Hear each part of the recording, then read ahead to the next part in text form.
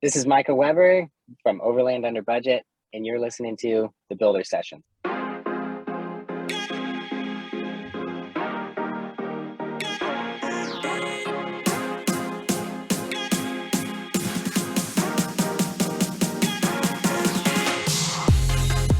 Welcome to the Builder Sessions, a podcast where we chat with your favorite builders. We get to know them, their stories, and hopefully inspire you to get off the couch and build something cool. I'm Hoff. And I'm Rosie. And on this episode, we have Micah Weber from Overland Under Budget. We talk about thinking outside the box, using the tools you have at your disposal, and the impact something as simple as Lego can have on one's creativity. Please enjoy our interview with Micah.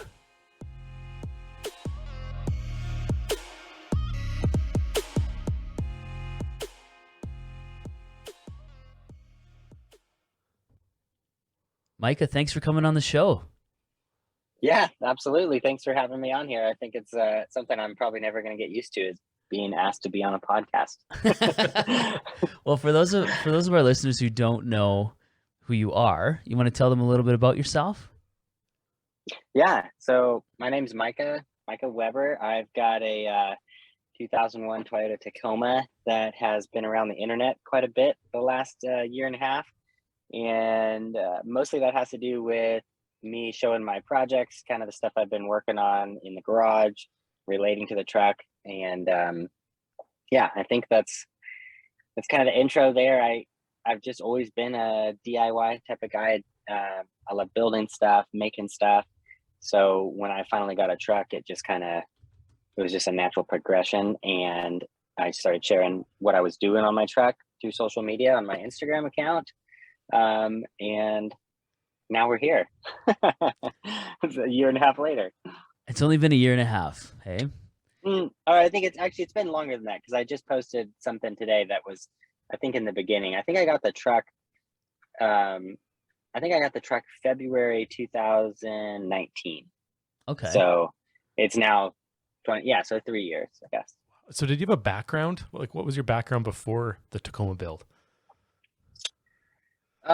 Background in vehicles, or just background? Just background. Yeah. In general, like, what did you do before the build? Both. Yeah. So, before the Tacoma, I'll start from the beginning. I mean, I don't have any special background, like no engineering, no classical schooling on any of fabrication things or engineering. But just as a kid, I grew up around cars. I grew up around vehicles, really. So lived on a farm for a while, and was around tractors, was around dirt bikes, logging machines. My dad grew up around tons of motorcycles, so we had motorcycles in our childhood too. Just like grew up with just like a strong connection to all things motor, all things powered, on all things on wheels. So that was kind of like my background to all things vehicles. And then I also grew up heavily building Legos all the time. So my brothers and I, our siblings, that was like one thing we just did that was like probably the core like activity that we did in the house. Like, we weren't like drawing, or we weren't like, I don't know, reading books. We were building Legos for the most part. And most of them were like Technic Lego sets. So Lego sets that had like gears, shocks, and we just kind of go off and build our own things. So I was literally building 4-wheel drive vehicles since I was like 10 years old, but out of Legos. Yeah. I noticed you built a transmission out of Technic. I saw that on Instagram. Yeah. I was like, what? Mm-hmm. Shifting the gears into a different ratio. It was crazy. Yeah. Probably more technically, it's like better described as a transfer case, because it was really only 2 or 3 gears. But well, don't sell yourself short. It's pretty impressive. Yeah, I'm like 33 years old, and I like to play with Legos a lot. So hey, me too. That's my background. but look what that did, though, right? It kind of gave you some skills and the creativity of, hey, let's build something, or there's a problem, let's build a solution. And I think you mentioned that a little bit earlier too, kind of learning as you go, and you didn't necessarily have a background in a certain trade, but you went out and did it. And I think that speaks volumes to lots of people can be scared of taking that risk of, oh, I don't know how to do this, so I'm not going to do it. And you just jumped right in and look what you made. It's awesome.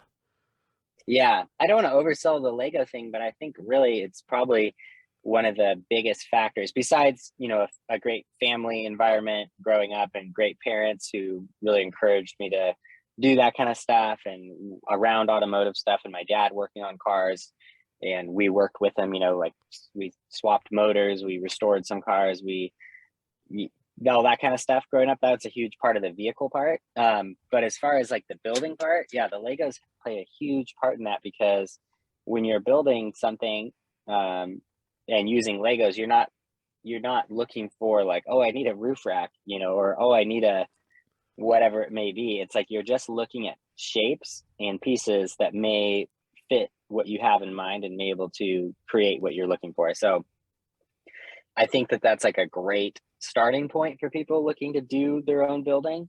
I think it gives you a really good perspective and a really good lens to look at how to build stuff. Like you want to build something, and instead of going and it really opens your mind to, like, I usually go down to the hardware store or something and I'm looking for pieces of Legos, basically. Like, what's the shape that's already out there? What already exists that's basically what I need, but maybe something totally different. Like the bedsides on the flatbed are loading ramps, but they are like basically perfect for bedsides, and they're already out there. So yeah, I feel like I'll probably mention that a few times, but Legos is a huge part of of setting me up, I think, to be able to do building. And I encourage other people to, if they're trying to get into building, grab some Lego Technic sets and mess around, because it teaches you a really basic and a really solid practical structural engineering, like hands-on. Like you'll learn basic shapes and how things are supported and what you can pull off and what you can't pull off with Legos really easily. I think that's amazing, as far as like just how you described your process of going to the store and finding something a similar shape that's already out there. I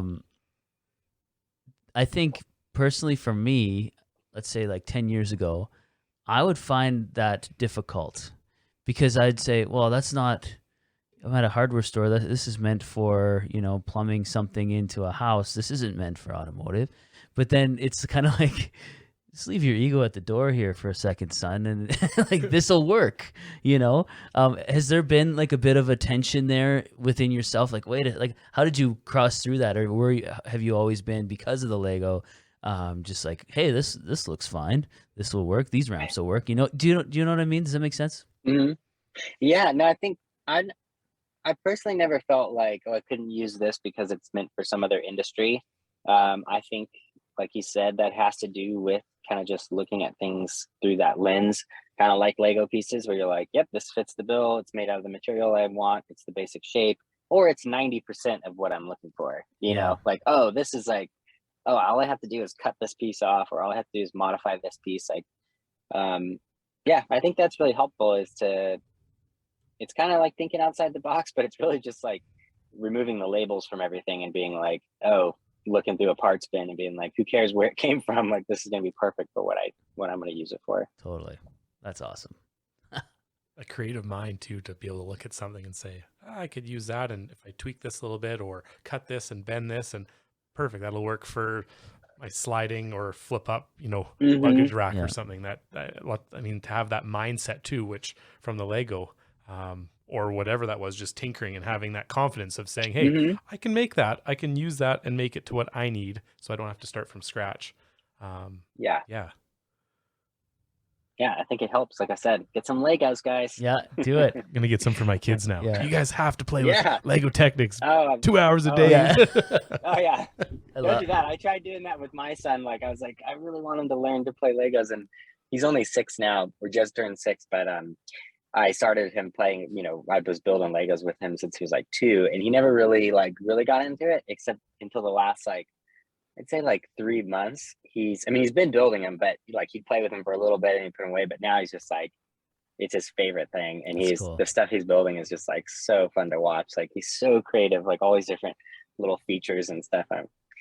I'm very happy as a father with that one. That's awesome. Of course, as you You should couldn't be. force him to do it. I'm glad he figured it out like on his own. He likes it. Yeah. That's cool. So if you wouldn't mind, let's Yep. walk through the build, this Tacoma build. Like what got you where'd you get the truck? What got you started? Was it like a family heirloom, or did you just find one? You're like, I want to build it up, and then just take us through that whole process. Yeah. So no family heirloom, nothing. It's been just like every vehicle I've owned since the first car I've ever owned has been through Craigslist and used. And this one just happened to be a couple streets down from me. I had just sold one of our other vehicles, and we had just moved basically from Santa Monica in California, which is like, busy metropolitan area, to the Central Coast, which still has like a lot of dirt roads, and we're at the beach all the time, dirt parking lots. And we had the vehicle I just sold was a BMW sedan, like all lowered and awesome for the city, but just getting thrashed like going to the beach and back. So I was like, you know what, it's time to swap that one out for something a little more suited for our life now. And I'd always wanted to get a 4-wheel drive pickup and do something. I've had 4-wheel drive vehicles before, but I never had one that was like a dedicated off-road vehicle. So I was like, oh, now's the time to like be able to get one of these, and started looking around. I picked the Toyota Tacoma, the one that I have, based on one price range. I had a stack of cash from selling the last one, so I knew I wanted to spend less than that or equivalent to that. I didn't want to do a loan, so I was looking for something used. And then having kids, I knew I needed to have 4 doors and have rear seats. I wanted it to be kind of cool. Like, I mean, I was like looking around what there was. I was like, basically, long story short, like the only thing available for a used pickup, like around $10,000 or less, that's 4-wheel drive, that has 4 doors, is like a F-250, which is really big, or like a F-150, which just isn't that cool and still kind of big. Yeah. I mean, the F-150s are rad, but that year that was affordable, or like a 4-door F-250 diesel. But it just, like, all those options were just kind of like, I almost went with a first gen Dodge Cummins 4-door 4-wheel drive. Ooh. And this was before they skyrocketed in price. Yeah. This would have been like a really early 90s one. And I looked and I found a few, but I never found like the one to jump on. So those were all like cycling through, like anything 4-door that wasn't like monstrously huge, like a 4-door long bed full-size truck was on my radar. And then this one just popped up a couple streets over, and I was like, oh, fits the bill. Like, rear locker, 4-wheel drive, single family owner, good price, and only 2 streets down. So I was like, well, why not? Like, I'm not going to lose out. Like, I'm pretty sure at the price, I'll be able to resell it. And actually, it's funny because it was up for $6,500. And nowadays that's like extremely rare. 15 grand. Yeah. Now they're like 15 to 20 grand, which is crazy. But at the time I was like, 6,500 and it has 2,000 miles on it, or 200,000 miles on it. I was like, I don't know. I was like, no, I'm going to wait. And then I called him. Then I went back the next day, and he's like, dude, I had so many people wanting to buy it out of state, I had to raise the price. And I was like, all right, fine, I'll buy it. And so I bought it for like 7,500 from the original family.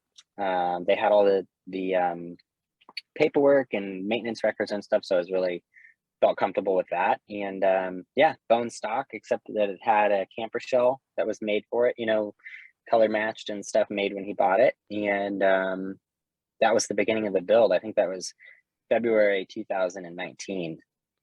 So then, okay, so you get this and you're like, okay, sweet. And then as any maker is never satisfied with the status quo and with, how it came stock. So what was your Yeah, I look pretty lame. What was your next step? Literally the same day I bought a bumper off Craigslist, like 3 hours later. Of course you did. Yeah. Yeah, I found an awesome bumper some guy was selling on Craigslist, and it just said, Toyota. It wasn't actually for the same year I had, maybe, or I think it was an earlier generation truck. but I just cut it a little bit. That was like one of the first things I did. I brought it home and I tried to put it on, and I was like, oh, this is not going to fit. And I was looking at it. I was like, that's such a bummer. And then I was like, wait, but I think I would fit if I just cut this off. And I was like, sick, it fits. That was like the beginning of like, yeah, the angle grinder is just incredible. It could cut through anything. So yeah, first day, rear bumper change. And then I had already in mind, I want to change the wheels. I want to change the tires. I'm going to do like a mild lift, like just the basics, and I already have like an aesthetic that appeals to me. So I kind of had that. I knew where I was going with it. And then, but that was the first thing, bumper. That's cool. This is exactly why I wanted to have you on the show, because the bumper didn't work, didn't fit. And then you're like, hey, wait, I have a grinder.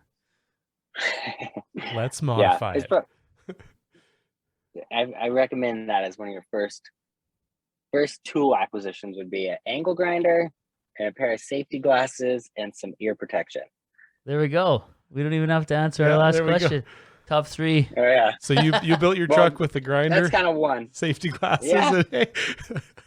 So with the camper and the flatbed, like was it kind of a slower process of you went through the bumper, did your lift, tires and stuff, and was it just kind of piece by piece, or did you have this whole plan formulated once you got it, or did it kind of take time to come to fruition?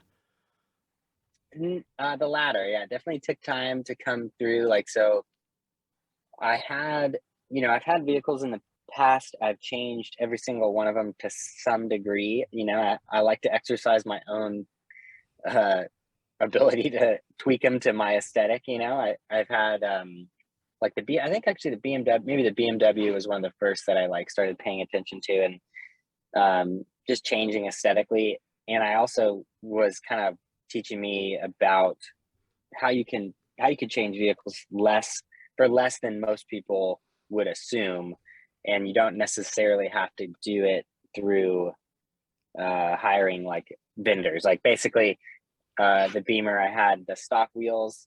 It was a sport. It was for anyone who's interested in it, was a 335D, which is a diesel 4-door sports package Beamer. Oh, cool.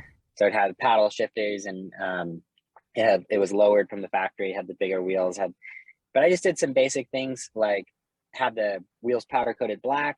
All vehicles in all my existence have had black wheels, because I just like that. And just little things like little wheel spacers, powder coating the wheels, little changes here. And then I also had Porsche Cayenne Turbo, which I bought on Craigslist for like only $8,500. And this one looked really ugly. And I ended up changing a bunch of it just at home, like blacked out the trim with vinyl, changed the dash, changed the wheels, did all these little aesthetic changes just at home that were just really minor tweaks, basically color schemes, simplifying kind of the badging and that kind of stuff. And it just looked so much better. I wish I could show a picture of it right now, but I could send it to you later. But that kind of got me started on the vehicle, like at home changing stuff with your cars. So I knew when I got the truck, I was like, oh yeah, I'm going to do the same thing. Like I was looking at it kind of with, I guess maybe like a photography type of eye, like looking at it like, okay, what am I going to change here? Like I'm going to tweak this to make it look what I wanted. So I had a plan from the beginning as far as like the aesthetic I wanted. And that started with changing the bumper, changing the tires, changing the wheels, which is why I had those steel wheels. I just love the like simple, understated kind of military, utilitarian kind of vibe. And yeah, just kind of snowballed from there as far as like the changes I wanted. Like I did rock sliders. It was the first welding project I think I did when I had the welder. And basically built the truck up from stock to like fully armored with front and rear bumpers, rock sliders, roof racks, front and back, and just kind of all ready like that. And I had a camper shell, and I made a little DIY like setup for sleeping in the back. And that worked awesome. So that was like kind of the whole truck like evolved to being like pretty much exactly how I wanted it, as with a stock bed and a camper. I made an awning for it. All the metalwork on it was all like projects, and I think it's on my Instagram or YouTube. But eventually happened and what kind of drove me to build the camper was I was going on trips with it and bringing my son, and he just started growing. And weird how that works. And eventually the camper shell just became too small.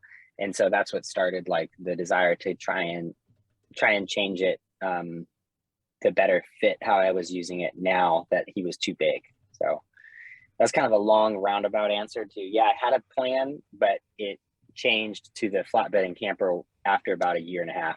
So after you've been using it and dialing it in and building it to what you need it to do as a vehicle. Yeah. That's like my driving. I try and stick to that, is like make changes based on how you use the whatever it is. Mm-hmm. And that could be like, maybe you need to take off the mud terrain tires because you are doing road trips all the time, like it may not be the popular opinion, but I think that's how you're going to be most satisfied with whatever you're working on. Yeah. You get the most utility out of it that way, for sure. I was just wondering, so you're it's Overland Under Budget, right? Do you get any hate or any naysayers or anything for doing it on the cheap and for not necessarily buying the crazy name brand stuff or just making your way through that? Or have you experienced more of more like that, more people respect that DIY aspect that you're trying to show them how to save some money? I think surprisingly it's definitely the latter. Like people, good. I don't know if maybe people don't want to just take the time to reach out and say like, hey dude, it's crap, like you should have bought something. But for the most part, people are like, oh, good on you, like that's cool, like you're doing this. I mean, there's some, and I guess the Overland Under Budget part too, like part of it, I think people think like, oh, this guy's all about saving money. I'm totally about spending whatever it costs if it's the best product or the best solution out there. But there's lots of times where spending the money is just, that amount of money is just not necessary. It's kind of like buying a gold spatula in some in some cases, right? It's like you don't need the gold one to flip your pancake. You could use the stainless steel one or whatever. So there's some products like that where you're like, you don't need to spend that on that premium one. And then there's some products that totally make sense, like the winch that I have is a Warn winch, is a premium winch. I want a really great winch, one I can rely on, one I'm not second guessing whenever I actually need to use the winch. Same thing with the tires, you're not like trying to find like used bald tires. Like everyone's pretty much running the best tire they can get. There's a lot of things like that where it's like, it makes sense to spend the money. But the other side of that is that sometimes there's just not a product on the market that is exactly what you're looking for. And that's honestly probably closer to my mission than just saving money. Like I wasn't just like, okay, I have to have a roof rack, but I can't afford it. Let me just find the cheapest option. It was more like, I want my roof rack to be slim. I want it to be mounted as low profile as possible. I don't want to drill into the roof, and nobody makes that. Like, how can I make it? And then, I'm not going to go, to the store and just buy titanium and buy the most expensive piece, or go straight to like, what are these made out of? Like, let me just buy parts for it. Like, that's kind of more the under budget part to me that I feel like probably is not conveyed so well on my profile because people probably gravitate to the username under budget. But yeah, I don't know if that answers your question. Oh, 100%. People are receptive to DIY, I think. And it's funny. I mean, I obviously work with some great companies who make very expensive premium products, and there's never been an issue with that. That's cool. And you're building a solution for a problem. You want a roof rack that's slimmer, and you can't find that in the marketplace, so you build it. The pull out on the camper. Are you gonna be able to find one of those? Probably not. You can get the in-bed ones, but those are quite expensive, and again, not tailored because it need that whole creating the product for what you want to use it. And if you've got some kind of far out idea of I want to do this to it, you're not going to find that. So to being able to say, you know what, let's step it back, let's design it, make it for the purpose we want to use it for, I want to use it for.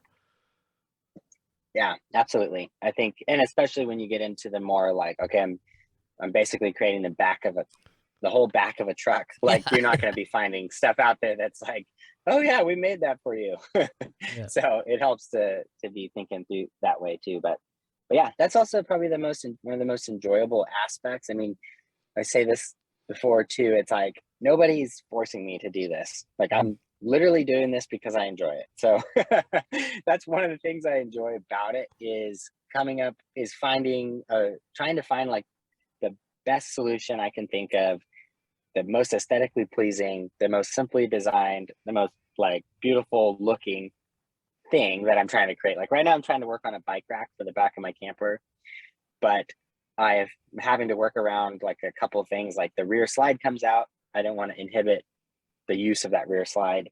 I want it to be high clearance. So I'm not like, oh, I got the bike rack on, I can't take it on the trail. I don't want to degrade at all from all the thought and time I put into building the camper the way it is and the way it works. I just want it to be able to hold my bike really well, close, tight, like all this stuff. So it's like, it's actually quite a bit. I've been staring at the back of my truck for a long time, trying to figure out how to do it. And yeah, but that's like the fun part of it. Like I love the mental puzzle. I love just kind of like sitting and just trying to visualize like, how is this going to work? How can I do it? And then that's also, you know, the majority of the gratification is when I finally come up with something that I'm happy with. It's just like, it's really fun. And you said you're not an engineer, and yet you're designing and building these, constantly improving. Like that Lego Connects definitely paid off there. Yeah, it's something I love to do. So having completed the Tacoma, or maybe not, what would be a dream build of yours? If you could do anything, have a dream vehicle, what would that build be? That's a good question. I think the answer would be there'd probably be multiple. It's more of like scenario based, you know, like, hey, you're gonna go like to Alaska and live in Alaska for 3 months, and you need a vehicle that's like gonna do that. So then I feel like I would pick out like, you know, something based on that. But I don't really have like a absolute dream vehicle per se. Yeah, that's a poor answer, but I'm trying to think. Like there's not really any particular one that I'm just like dying to have. I've always thought it'd be cool to, what's that? Maybe you're working on it right now and you don't know it, and you're constantly trying to improve and better it. I think what would be like, if I could, like, would be my truck slightly bigger with like a supercharged V8 or a turbocharged Cummins.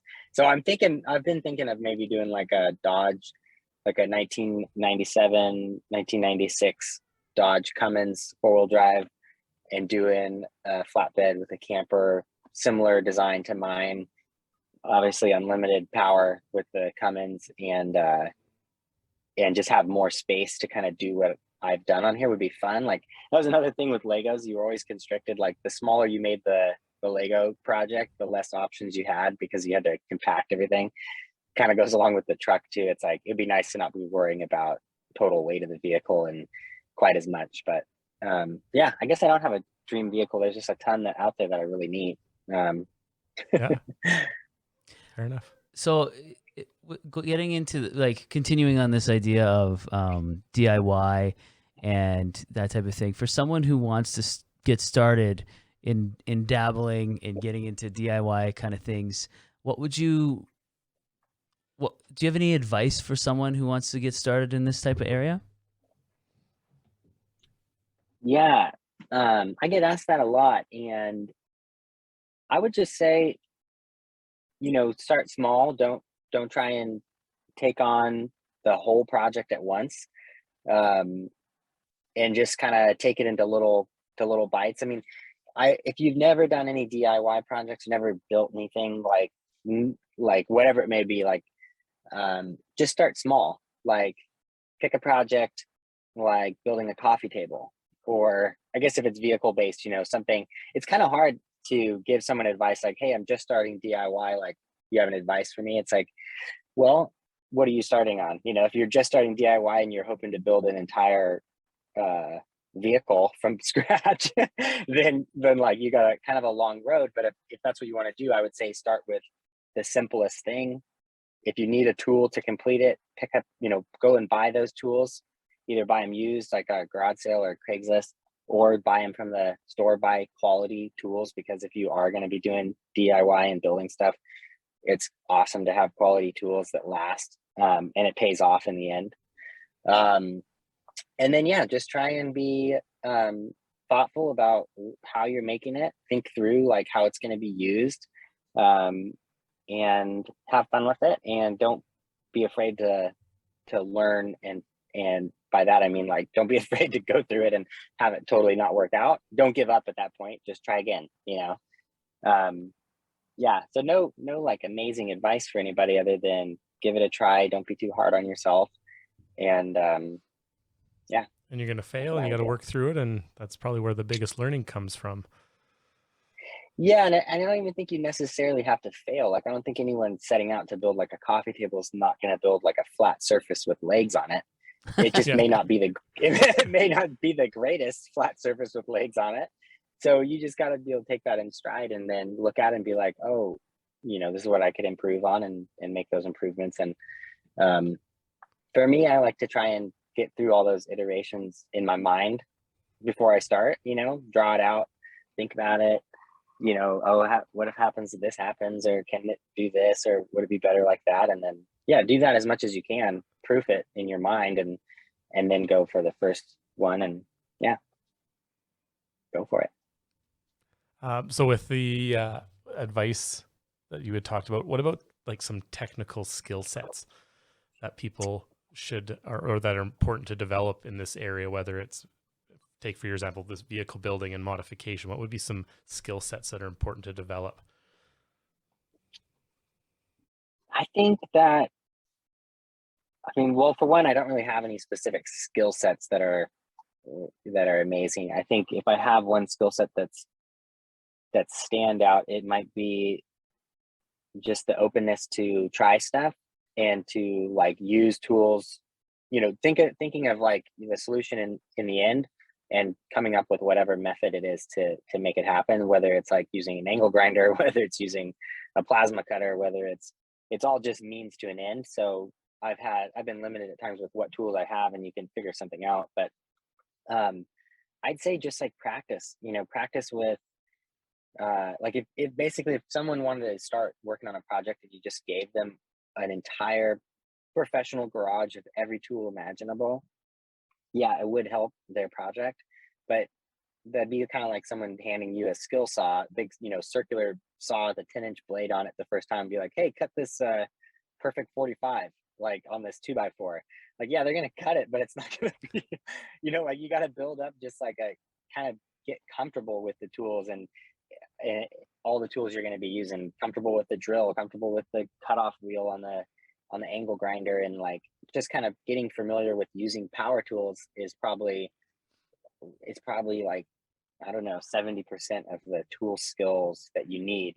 So that could be, shop at high school. That could be community college stuff. It could be helping your buddy out who might be a contractor, or popping in, maybe you never worked on your car before and your buddy has, and be like, hey dude, can you come over and like help me change the tire? Like, as simple as that. It's like, basically, are you able to use tools, like, are you familiar with them? That's probably a great starting point. And that's basically the skill set you need, is just be comfortable with tools. Yeah. And potentially you be creative with how to use those if you're limited in the tools that you do have. And well, I really need this tool, but I don't have it. So if I got this, how can I make that work? And yeah, totally. I think, you have cutting tools and you have uncutting tools. It's like, that's a good classification. You're putting That's holes awesome. in things, or cutting stuff in half, or the other one, you're putting it back together. So there's a variety of different options out there, and not all of them work great for every situation, but usually, you can get away with one or something. So. Yeah, I love that. Cutting tools and uncutting tools. So speaking of tools, Micah, if you had to pick 3 tools, if you only had 3 tools that you could suggest to someone just starting out in DIY or working on their car or fabrication, what are the 3 must-haves? I know you covered 3 of them earlier. Are those on that list, or what do you think? Yeah, so I'd like to use one bonus tool set to just say that safety gear doesn't count in these 3 tools. Okay. Yeah. Because that's just, one set of eyeballs, you got one set of ears, you're never going to get another pair. So I just want to put that out there first, is definitely always have safety glasses on and always have ear protection on. So besides those are cheap. You can go to the hardware store and get a pair of safety glasses and some earplugs. So, but as far as tools go, if you're getting into automotive projects, you're most likely going to be working with metal. So I would suggest getting an angle grinder. They're usually $50 or less, and you can attach a bunch of different stuff to it. You can use it for sanding with fiber discs. You can use it on wood, sanding and rounding corners and beveling stuff. You can use it on metal. Obviously, you could cut through just about as thick as you can imagine, just if you have enough time, with a cutoff wheel and an angle grinder. It's amazing. So angle grinder is probably my top one, because one, it's super cheap and it's extremely versatile. So angle grinder would be one. I would say a drill, like a quality drill, is another one. You're going to want to be able to put holes in stuff and bolt things together. So angle grinder, and then you got your drill. And if you had to choose one more in the beginning, like a power tool, I mean, I want to say welder, but I'm not suggesting people just go buy a welder if they've never done anything, like base nothing, Yeah. Trying to think what other ones I just use like all the time. Basically what I use is a drill and an angle grinder and a welder all the time.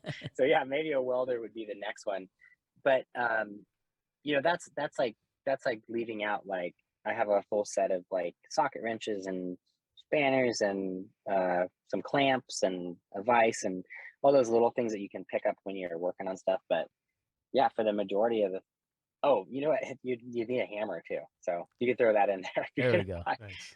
Budget tools would be angle grinder, a drill, and a hammer. You should be able to get a lot done with that. Awesome. Well, Micah, I just want to say thank you for coming on the show. This has been awesome. Yeah, you provided some great great insights into getting things done. I use on a budget, but also just with creativity, right? And ingenuity.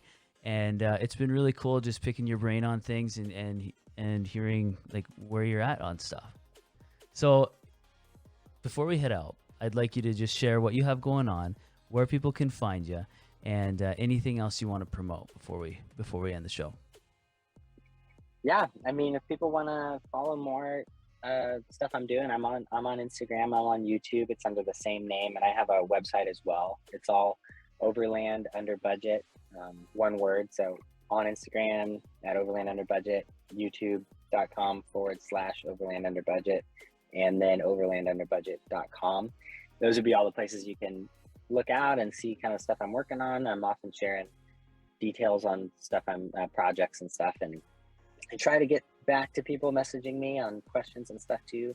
Can't get to all of them, but yeah. And right now, as far as projects I'm working on the vehicle, it's just kind of continuing to perfect the camper for how I use it, and I'm working on a bike rack since I'm bringing my mountain bike all the time with me. And yeah, thanks you guys. I really appreciate the offer to come on the podcast and be able to chat, and hopefully people can get something out of it. If anything, buy Legos. That's there it is. That's Connect. Yeah. So buy some Legos. Once again, big thanks to Micah for coming on the show. Thank you as well for listening. All of Micah's information and links will be in the show notes of this episode, along with all the ways that you can get a hold of us as well. Once again, thanks a lot, Micah. We really appreciate your time. Absolutely. Thank you, guys. Thanks, Hoff. Thanks, Rosie.